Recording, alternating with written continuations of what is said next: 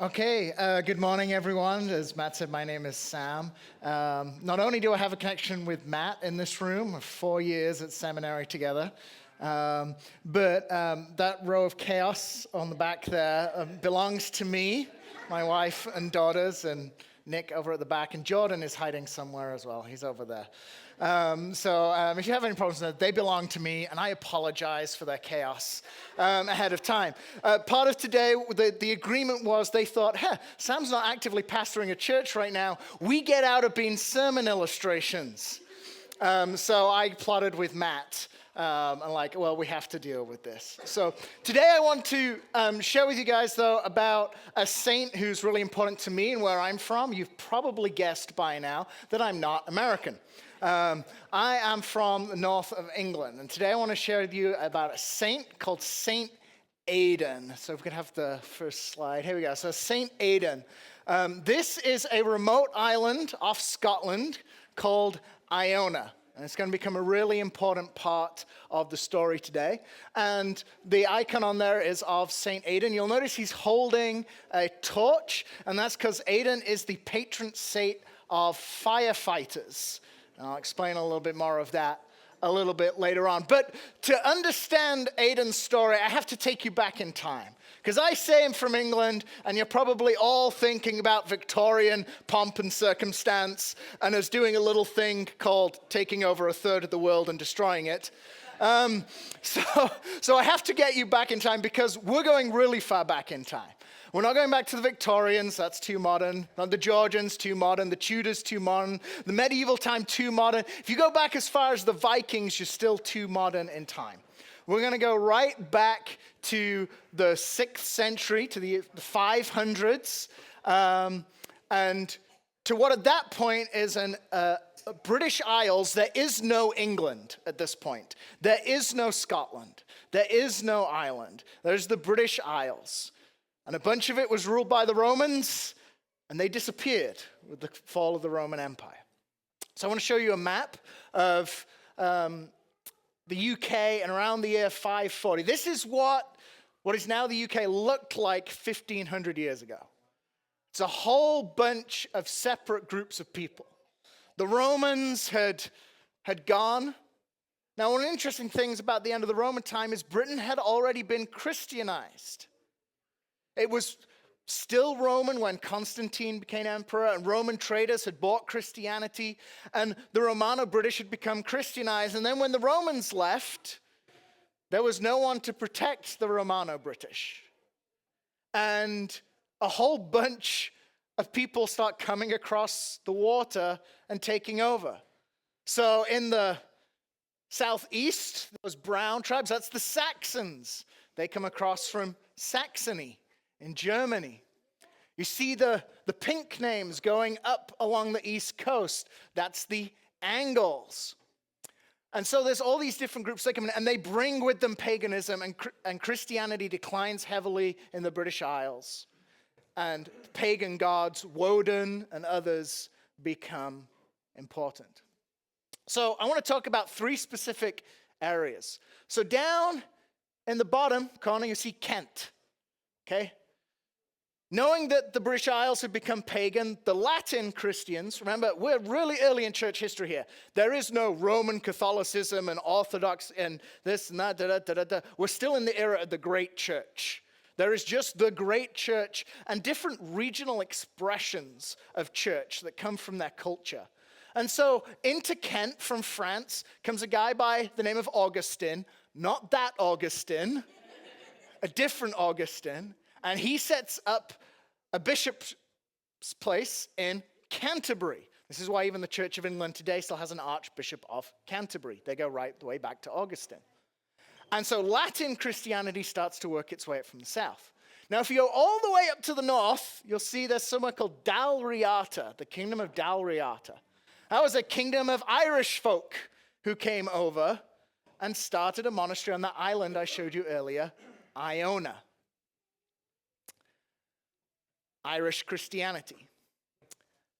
And then you'll see there's 2 kingdoms, Bernicia and Daria. And this is going to be the setting for our story today. Bernicia and Daria. They were invaded by the Angles. They became pagan. And the family who had ruled it, gets defeated in battle, and they flee to Iona. And there the king has a son by the name of Oswald. Okay, a good English name, Oswald. And Oswald grows up, and eventually his parents take back over Bernicia and Daria, and they unite them into a kingdom called Northumbria. And it has its king's seat, at a place called Bamburgh Castle, right on the coast. And they're a Christian family, and they've defeated these pagans, and they go, we want to bring Christ back to these peoples in this kingdom that we now rule. So, after all those years at Iona, they send for one of the Irish monks. And they get one sent to them, and he's by the name of Corman. And Corman comes down. And he's a total and utter failure. Okay? After trying for 3 years, we're in about the year 630 at this point. 630. And Corman is an absolute failure. He goes back to Iona and he starts complaining. These British folks, they're obstinate, they're stubborn, they don't listen to me, they're unintelligent. And notice in everything he says there, who's the problem? Them, never him. And he's in this meeting of Irish monks in Iona, and there is another monk, the blessed Saint Aiden. And Aiden goes, well, have you thought that maybe you should consider doing what the great apostles tell us and teach them gently and slowly in great patience and love? And all the monks in the room go, we know who we're gonna send. So Aiden gets sent to Bernicia and Daria, and he has amazing success. And he's renowned for one thing above everything else as he shares the gospel: humility. One of the stories about him goes that King Oswald gave him a great white charger to ride around so he didn't have to walk between all the villages and as he talked to people. And Oswald gave it to him, and before he'd got through the first day, he came across a beggar on the side of the road who was traveling between two towns. And Aiden gave up the king's finest charger to the beggar so he didn't have to walk. This is the kind of stories that get told about St. Aiden. We only really have one source for his ministry, and that's the Venerable Bede's Ecclesiastical History of the English Peoples. That's one heck of a title. But he tells us all these stories, and Aiden becomes known as this humble, patient, kind person. And the people in Daria and Bernicia respond to him not so much because of his intellect or because of his great arguments, but because they saw in someone who was humble, kind, and caring. And this is quoted about Aiden again and again, that it wasn't necessarily his great preaching, it wasn't his intellect, it was the fact that he cared and loved and was patient with the people he was meeting. That spoke far more. Now, he is a Dark Ages saint, so there are plenty of stories to go with his ministry. He sets up a monastery on the island of Lindisfarne. You can still visit it today. And he would go on retreat to an island called North Farne. I mentioned earlier he was the patron saint of firefighters. The story goes that pagan armies, not liking the fact that this Christian king was Christianizing his people, they attack Bamburgh Castle. And there he is, St. Aiden, and he's on the island of North Farne by himself, where he'd been for a few weeks at this point, reflecting and meditating and worshiping. And he sees the army attacking the town, and they start setting it alight, and he starts praying out loud, and the fire miraculously changes direction, and consumes the army. These are some of the stories you get around saints, but it's always, these miraculous stories are amazing. But you come back again and again with Aiden to the fact that everybody just thought he was kind, compassionate, humble, caring, and they responded to that. Common, no, no, we don't want to hear your gospel. You're rude to us, you talk mean about us, we do not like this. But Aiden comes in, compassion and love. And so to this day, he's venerated in a lot of church traditions.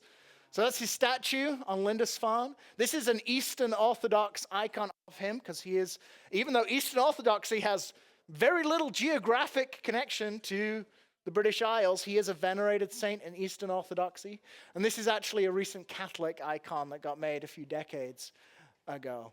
And here's some of the stories. So here's the town on fire with Aiden praying from the island. And so this is a man who became known because of his capacity to love and be humble and work with people patiently. So I want to connect with you this story with a famous part of the epistles today. So this is Philippians chapter 2. Many of you may know this is the great Christological hymn. Theologians love this passage because it gives them this great theology of how the divine and the human Christ relate to one another, and there's a pouring out, and they get lost in the theology.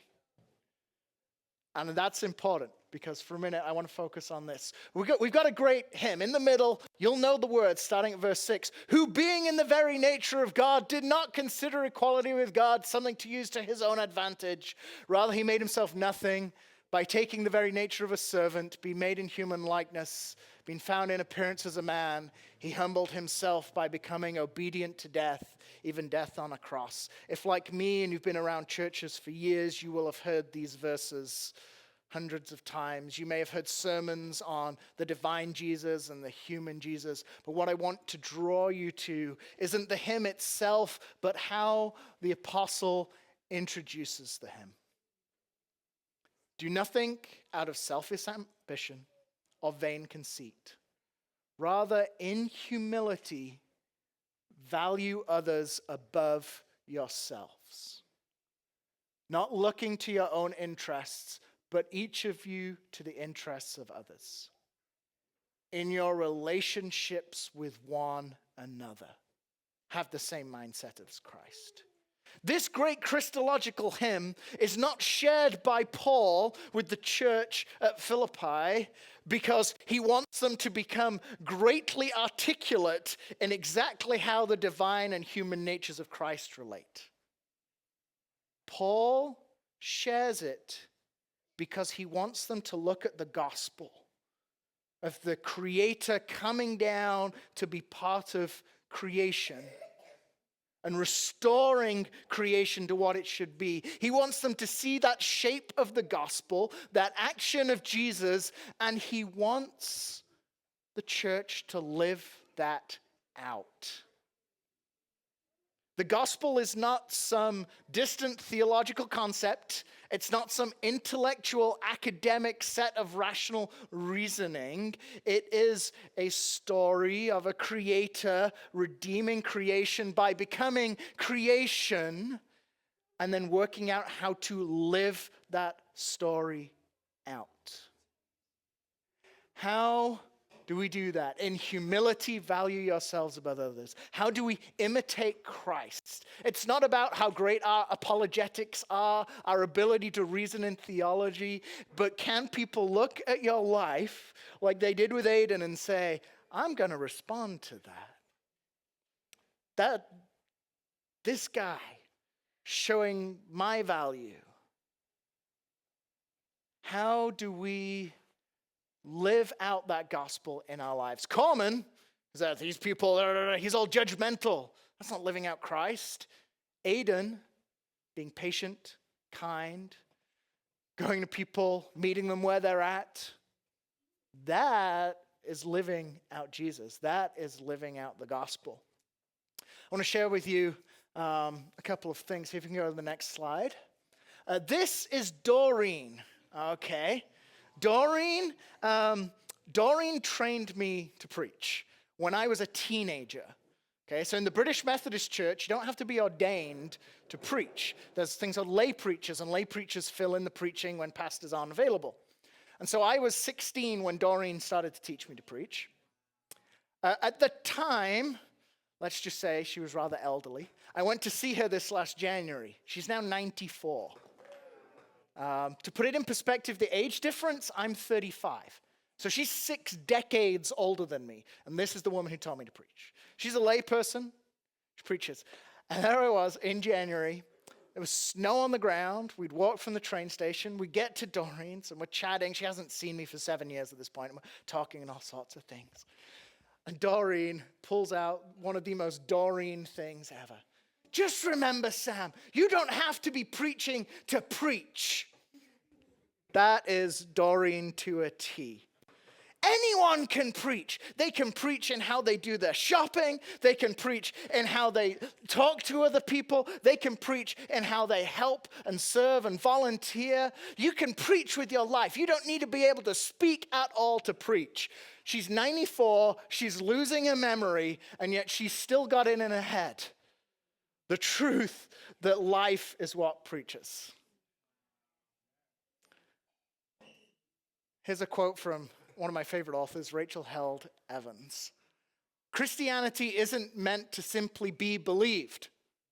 It is meant to be lived, shared, eaten, spoken, and enacted in the presence of other people.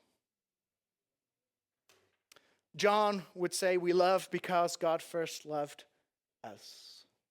Christianity, for all the academic and complex theological dives we can do, it really boils down to some really simple things. Love, humility, kindness, hope, patience, living those things out. In fact, it's really easy to articulate. Love others. We all know that's really hard to do. So we make great big academic arguments out of it. But really, the core of it is simple. Love others. And when you look at lives of saints, while we do not worship saints, we do not always take their stories as gospel truth, because we know sometimes there's some flamboyancy there. What we do see, though, the reason these people are called saints is because others looked at them and went, oh my goodness, this person's living out that gospel. They're living out that story of a creator coming down to creation and restoring creation. They're seeing the humility that says, I want the best for you. Agape love. Love is really not actually a great translation of agape. Matt might not be good at Greek. I am. A good way to describe agape when you come across it is looking for the highest for the other person. When you meet someone, are you seeking the highest for the other person? You look at the lives of the saints and you will see again and again a pattern that is seeking the highest for others and not themselves. This is why Aiden stood out against Common. Coleman just flatlines because he's judgmental. He's not necessarily wanting what's best. It's all about him and him showing off. But Aiden just cares about the people. He loves the people. He seeks what's best for them. So as we transition into conversation, I'll leave you with this question. What is your life preaching?